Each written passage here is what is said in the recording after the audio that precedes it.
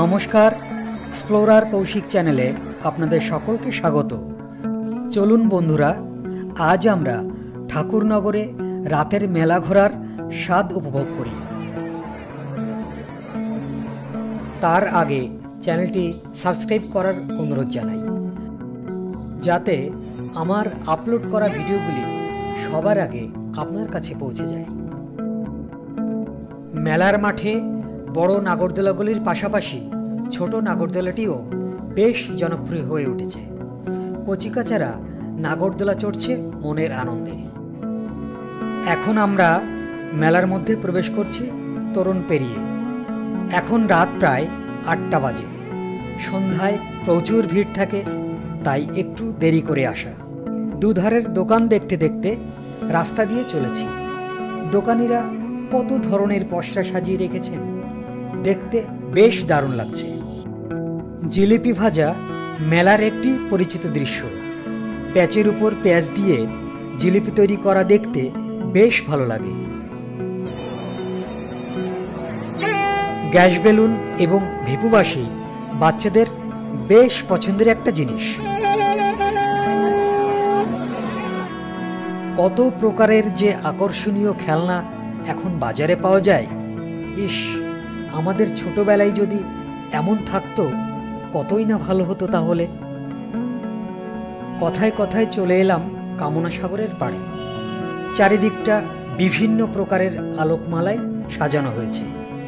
এখন কামনা সাগরের পাড়টা মেলায় আসা দর্শনার্থীদের দখলে। অথচ দুদিন আগে, অর্থাৎ যেদিন পূর্ণ স্নান ছিল, সেদিন প্রায় 10 লক্ষ মতুয়ারা এখানে পূর্ণ স্নান করেছে। কি অপূর্ব সুন্দর দৃশ্য সেটা ছিল। আমার আগের ভিডিওগুলিতে সেগুলো তুলে ধরেছি, আপনারা চাইলে সেগুলো দেখে নিতে পারেন। শ্রী শ্রী হরিচাঁদ ঠাকুরের জন্মতিথি মধুকৃষ্ণ ত্রয়োদশীতে এখানে পুণ্যস্নান হয়েছে। এই পুণ্যস্নানের মাধ্যমে ঠাকুরবাড়িতে মেলা শুরু হয়। এই মেলা ঠাকুরনগরের মেলা নামেও পরিচিত। 7 দিন ধরে এখানে মেলা চলবে। মতুয়ারা মনে করেন এই কামনা সাগরে স্নান করলে মনের সমস্ত প্রকার কামনা বাসনা পূর্ণ হয়। তারা আরও মনে করেন কামনা সাগরের পবিত্র জলে স্নান করলে সমস্ত সমস্যার সমাধান হয় এবং মেলে রোগ থেকে মুক্তি। কামনা সাগরের পশ্চিম পাড়েই রয়েছে খড়ের ছাউনি দেওয়া একটি মুক্ত মন্দির। অসাধারণ সুন্দর আলোকমালায় সাজানো হয়েছে এই মন্দিরটি।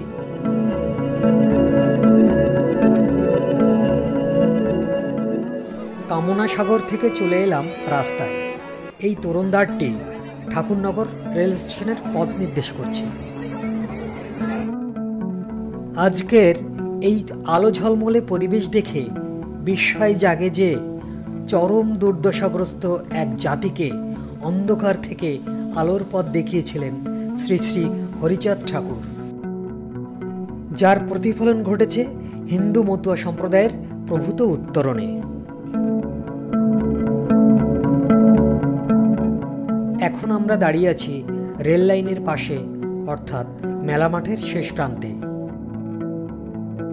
বড় বড় নাগরদোলার আলোর ঝলকানিতে মাঠটির চেহারা পুরো বদলে গেছে।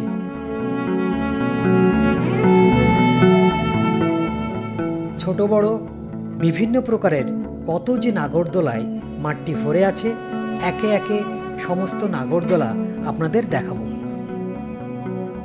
চারিদিকে এত আলো, এত আনন্দ, এত কোলাহল, যা ছিল একসময় এই সম্প্রদায়ের মানুষের কাছে স্বপ্নের অতীত। আজ সব কিছু মিলেমিশে একাকার হয়ে গেছে। ছোটা ভীমের নাগরদোলাটি বাচ্চাদের নিয়ে কেবল ঘুরেই চলেছে। গনগনে আগুনে পিৎজা সেঁকা চলছে। এই মুহূর্তে মেলার অন্যতম একটি আকর্ষণের কেন্দ্রবিন্দু দেখছি পিৎজার দোকান। দোকানদার পিৎজা দিয়ে পারছে না, এত তার চাপ। আগুনে সেঁকা গরম গরম পিৎজা বাচ্চারা মনের আনন্দে চেখে চলেছে। চোখে মুখে তাদের বেশ পরিতৃপ্তির হাসি ফুটে উঠেছে।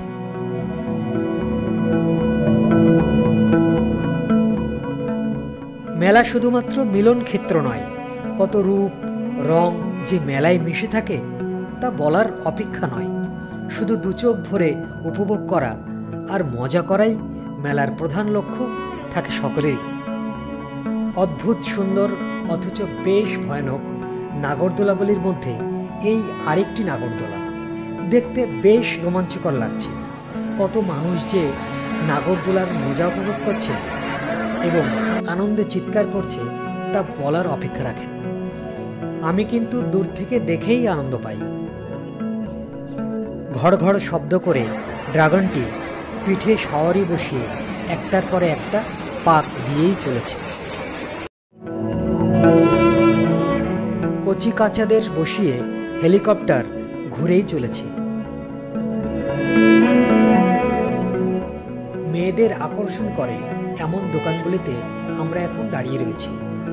কত রঙের কত ধরনের পসরা সাজিয়ে দোকানদাররা অপেক্ষা করছেন। যদিও এখন রাত প্রায় 9:30, তাই মেলায় ভিড় রয়েছে মোটামুটি। আমরা বেশ ফাঁকায় ফাঁকায় মেলা ঘুরছি এবং মেলাটাকে উপভোগ করছি। মেলা ছেড়ে উঠে এলাম মন্দির সংলগ্ন রাস্তায়। রাস্তায় দেখছি অনেকটাই ভিড়। রাত প্রায় 10টা বাজে। এবার আমরা যাব মেলার অন্য আরেকটি মাঠে। এখানে মেলার দুটি মাঠ পাশাপাশি, মাঝে রয়েছে রাস্তা। মেলাটি এত বিশাল যে একটি মাঠে কুলিয়ে ওঠে না। এই মাঠে পাওয়া যায় লোহার তৈরি সংসারের যাবতীয় জিনিস, বাঁশের তৈরি নানা খুঁটিনাটি দ্রব্য এবং বেতের তৈরি নানা প্রকার জিনিস। ফেরার পথে চোখে পড়ল তন্দুরি চায়ের দোকান। আগের দিন বৃষ্টি হয়েছে, তাই পরিবেশটা বেশ ঠান্ডা। তন্দুরি চা কিভাবে বানাচ্ছে তা একটু দাঁড়িয়ে দেখে নিলাম। আপনাদের মেলায় আসার আমন্ত্রণ রইল। শেষ পর্যন্ত আমার সঙ্গে থাকার জন্য সকলকে অসংখ্য অসংখ্য ধন্যবাদ। তন্দুরি চায়ে চুমুক দিতে দিতে আজকের মতো বিদায় নিলাম।